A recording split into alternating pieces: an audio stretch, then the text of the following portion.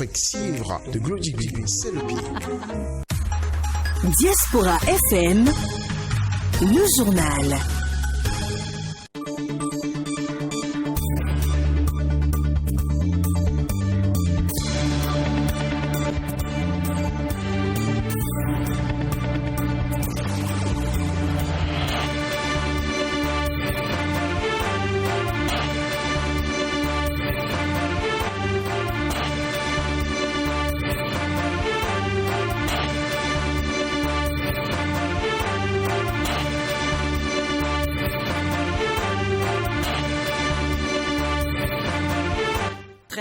À Koutongbe, dans la commune de Porto Novo. C'est l'heure de la grande édition du journal parlé sur la 102.3 Diaspora FM. Nous sommes le mercredi 2 décembre 2020. Mesdames et messieurs, bonjour. Voici le sommaire. Les populations de Kétou ne sont pas déçues d'avoir porté leur choix sur Patrice Talon lors de la présidentielle de 2016. Elles l'ont fait savoir mardi 1er décembre 2020 lors des échanges entrant dans le cadre de la tournée de reddition des comptes du chef de l'État. Au cours de sa tournée nationale entamée depuis le 12 novembre 2020, le chef de l'État, à l'étape du Mono, a qualifié de bavardage les formations données aux étudiants dans les facultés des universités nationales du Bénin. Quelques jours après ces propos tenus, l'intersyndicale des universités nationales du Bénin réagit. C'est à travers un communiqué intitulé « Afin que ça cesse le bavardage ». Et puis, les drames se succèdent au Bénin. Après les suicides, vient ensuite l'assassinat en pleine journée. Un homme, la trentaine, a tenté d'égorger un écolier le mardi 1er décembre dans la ville capitale. Voilà l'essentiel à développer dans cette édition. D'autres sujets vont meubler ce journal. On se retrouve juste après cette petite pause. Aristide Sétier. Bonjour à tous, bonjour à toutes et merci d'avoir choisi Diaspora FM pour vous informer. Le président de la République et chef de l'État, chef du gouvernement, Patrice Talon, a été accueilli ce mardi 1er décembre 2020 dans la commune de Kétou, dans le cadre de la deuxième étape de sa tournée de reddition des comptes. Dans ses mots de bienvenue, le maire de la commune de Kétou, Lucie Ablawa Sessinou, tout en félicitant le président de la République, a affirmé que sa commune ne s'est pas trompée en portant son choix en 2016 sur la personne du président de la République. Écoutons Madame le maire de Kétou, Lucie Ablawa Sessinou. Merci pour la réalisation de la route Kétou-Savé et ses bretelles, Monsieur le Président de la République. Je ne serai pas capable de vous décrire toute la résonance un peu mythique et mystique de cette route légendaire, rêvée par nos ancêtres depuis des siècles. Vous êtes définitivement entré dans l'histoire en transformant ce rêve séculaire en réalité palpable. Merci, merci et merci, Monsieur le Président de la République. Le bitumage de l'Axe Porto Novo, Misrete-Kobé et ses prolongements dans les communes d'Ifaï, Sakete, de Kobé, d'Adjawere et Awenri complètent harmonieusement un ouvrage d'une portée économique et sociale sans précédent chez nous et dans la sous-région. Merci aussi pour le stade municipal de standing international en construction. Merci encore pour le musée Akaba Idena en cours de réhabilitation. Depuis bientôt 5 ans, les réformes entreprises tendent à rendre concrète la démocratie et les libertés. Grâce à ces réformes politiques d'un rare courage, la démocratie et les libertés cessent d'être dans notre pays des biens de luxe réservés à la jouissance intellectuelle d'une élite privilégiée, corrompue et mystificatrice, que la paupérisation des masses populaires et la descente aux enfers continue du pays ne préoccupent guère. Avec vous, Monsieur le Président de la République, nous voulons révoquer cette fatalité. Nous voulons aller de l'avant. Nous ne pouvons plus reculer. Le président de la République a mis un accent sur la formation professionnelle et technique dans la ville de Kétou. Patrice Talon. Le Parlement, les institutions politiques, globalement, ont depuis 5 ans. On a l'université ici, le recteur, il y a 2 ou 3 heures, 200 km d'ici.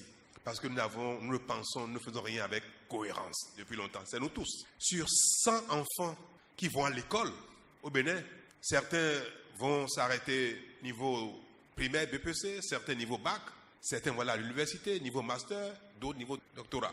Si on prend 5 enfants qui sortent de l'éducation nationale, quel que soit le niveau, on fait la somme des niveaux, ceux qui sont sortis en bas, plus ceux qui sont sortis au niveau intermédiaire, plus ceux qui sont sortis au niveau supérieur, si on prend eux tous, 70 sont formés pour être des chômeurs. Il est temps que nos enfants soient formés dans les métiers de l'agriculture, soient formés à la mécanique, à l'électricité, à l'électronique. Le ministre d'État chargé du plan et du développement, Abdoulaye Biotchane, a procédé dans l'après-midi de ce 1er décembre au lancement officiel du programme des transferts sociaux du projet ACCESS. Un programme qui s'étend sur 16 communes et qui va impacter en 24 mois un nombre important de bénéficiaires sur l'ensemble du territoire national. Le compte rendu de cette cérémonie avec Kano François Ngbrento. C'est donc avec un réel enthousiasme que je prends la parole au nom du Président de la République pour procéder au lancement officiel du paiement des transferts monétaires conditionnels et inconditionnels aux ménages vulnérables de notre pays. C'est par ces mots que le ministre d'État Abdoulaye Biotchane a procédé au nom du chef de l'État et ceci en présence de 2 de ses collègues au lancement officiel des transferts sociaux du projet d'appui aux communes et communautés pour l'expansion des services sociaux ACCESS.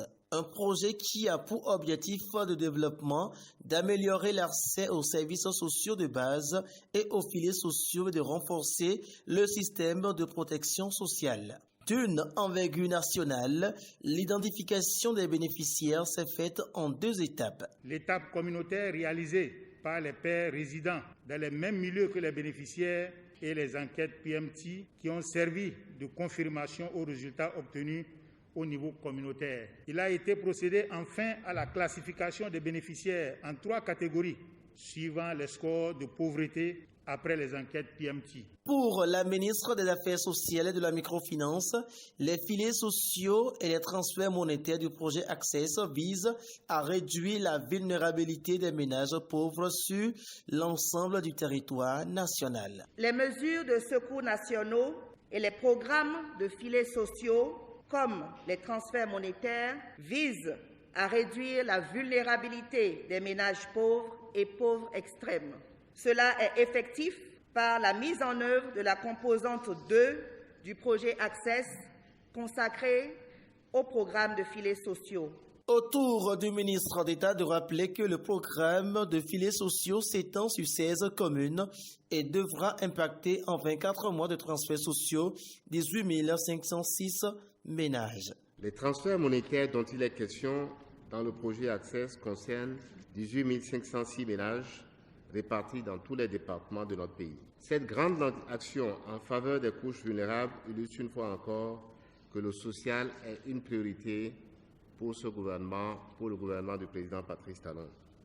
Elle concourt à l'amélioration, à la réalisation du pilier 3 du programme d'action du gouvernement, améliorer les conditions de vie des populations. Il est à notifier que dans le cadre de la mise en œuvre de ce programme, un mémorandum d'entente entre le ministère de la décentralisation et le ministère des Affaires sociales a été signé. Et c'est donc conformément aux dispositions opérationnelles de ce dernier que le lancement a été effectué. La cérémonie a pris fin par la remise symbolique de fonds aux bénéficiaires. Merci à vous, Kano François Ngbrento. Les enseignants du supérieur des universités nationales du Bénin sont en colère. L'intersyndicale SG, SNS, SINARES et SECUP du supérieur a réagi aux propos de Patrice Talon sur le système éducatif qui ne produirait que du bavardage stérile. Les enseignants et les universitaires ont estimé, dans une déclaration faite ce mardi 1er décembre 2020, avoir été l'objet d'une appréciation, somme toute, assez singulière de la part du chef de l'État, Patrice Talon. Selon eux, le chef de l'État a trouvé en leur sacerdoce un bavardage. Dans leur déclaration, les professeurs d'université ont rappelé que la fonction enseignante est l'alpha et l'oméga de toute nation et en tant que telle ne saurait être traitée avec tant de mépris pour un quelconque changement de paradigme. Du reste, nous nous trouvons dans l'obligation, sauf respect à l'institution qu'est la personne du chef de l'État dans notre pays, de rappeler que le bavardage a fait les présidents d'institutions de notre pays, dont l'actuel président de la Cour constitutionnelle, qui n'a fait ses études qu'au Bénin. On réagit des syndicats du supérieur. Pour eux, le bavardage a fait au Bénin nombre de ministres qui ont servi la nation avec loyauté. Nous tenons à faire observer que le gouvernement du président Talon compte parmi ses ministres des enseignants. Il y a lieu de s'interroger sur la part de responsabilité du président et de son gouvernement dans la situation décrite depuis bientôt 5 ans d'exercice du pouvoir d'État, ont-ils indiqué. L'Agence nationale d'identification des personnes, ANIP, a organisé dans la matinée de ce mardi un atelier de mise en convergence des données pour la délivrance des numéros personnels d'identification aux Béninois de la diaspora. Laurent Toninkes. Le gouvernement se préoccupe des Béninois de la diaspora dans le but de leur délivrer les numéros personnels d'identification. Un atelier de mise en convergence de la base de données des passeports biométriques avec le registre national des personnes physiques est organisé. Le numéro personnel d'identification est obligatoire aux administrés pour se faire identifier, mais également aux services de l'administration publique pour interagir entre eux. Pour disposer du numéro personnel d'identification, il faut avoir été préalablement inscrit au registre national des personnes physiques, comme ce fut le cas des Béninois résidant sur le territoire national durant la période de novembre 2016 à mai 2017. Les Béninois résidant à l'extérieur n'ont pas pu bénéficier de ce privilège. C'est pourquoi le gouvernement réuni en Conseil des ministres le 29 juillet 2020 a instruit l'Agence nationale d'identification des personnes ANIP aux fins de procéder à leur inscription. L'Agence nationale d'identification des personnes a développé une plateforme qui permettra, entre autres, de prendre en compte la base de données du passeport biométrique pour l'enrôlement et la délivrance du numéro personnel d'identification aux Béninois de l'extérieur. L'objectif du présent atelier est de présenter le modèle retenu et de recueillir vos observations. Au cours de l'atelier, la plateforme d'enrôlement a été présentée aux participants et les observations recueillies serviront à l'amélioration de l'outil. La Commission électorale nationale autonome Sénat lance le dépôt des candidatures pour les 3e élections professionnelles nationales au Bénin. Les confédérations centrales syndicales qui veulent prendre part à la 3e édition des élections professionnelles nationales peuvent désormais faire acte de candidature. La Commission électorale nationale autonome vient d'ouvrir le dépôt des dossiers. La Commission électorale nationale autonome invite les confédérations centrales syndicales désireuses de prendre part aux élections à déposer leur dossier de candidature du 2 au 11 décembre 2020 à la Sénat, informe un communiqué de l'institution. Direction Porto Novo à présent. Les drames se succèdent au Bénin. Après les suicides, vient ensuite l'assassinat en pleine journée. Un homme, la trentaine, a tenté d'égorger un écolier ce mardi 1er décembre 2020 dans la ville capitale. Selon les témoins du drame, un homme serait allé à l'école du petit à midi et lui aurait menti qu'il est l'envoyé de ses parents pour le chercher. L'enfant l'a suivi jusque dans sa maison sans savoir que c'est la mort qui va s'en suivre. Arrivé à la maison, il a tenté d'égorger l'enfant pour des raisons jusque-là inconnues. Fort heureusement, l'enfant s'est mis à crier fortement. Les gémissements de la victime ont alerté la population qui a fait irruption dans la maison. L'enfant est déjà dans un état très critique car le couteau a atteint gravement sa gorge. Il gisait dans le sang quand le commissariat du 4e arrondissement de Porto Novo est allé mettre la main sur l'assassin. L'enfant est admis aux urgences. Les nouvelles africaines et internationales. Nous sommes au pays voisin, Togo. Brigitte Kafoui Adjamagbo Johnson est toujours en garde à vue au service central des renseignements et d'investigation criminelle où elle continue de répondre aux questions des gendarmes. Plus de 48 heures après son interpellation et après plusieurs heures d'interrogatoire, on vient seulement de lui notifier ce qu'on lui reproche.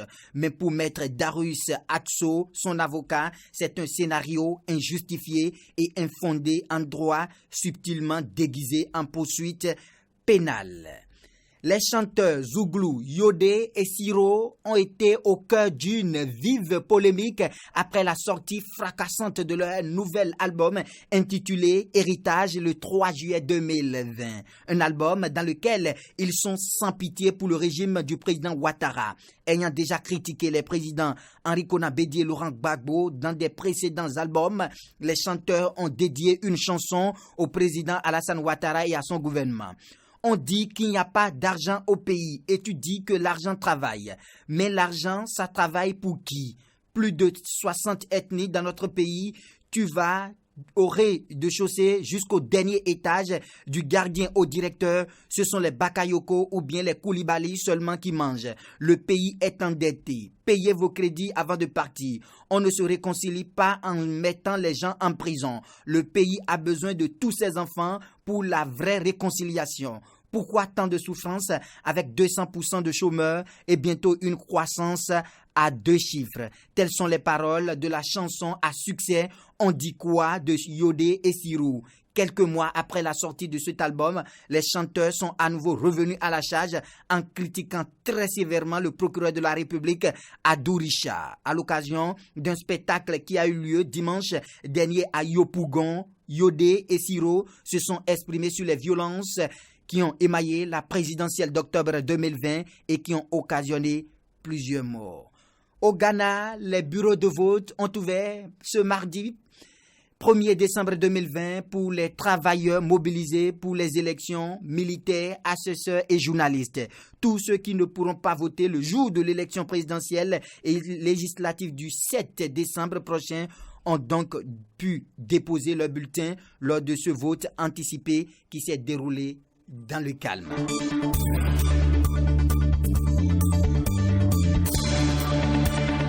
Et c'est la fin de la grande messe de l'information de la mi-journée de ce mercredi 2 décembre 2020. Merci de l'avoir suivi. Opération technique. Il s'appelle Mac Fabrel Doigui. Présentation Aristide Setti. Mais avant de partir, retenez cette pensée de Gérard Dumestre. Je cite: on n'est pas orphelin d'avoir perdu père et mère, mais d'avoir perdu l'espoir.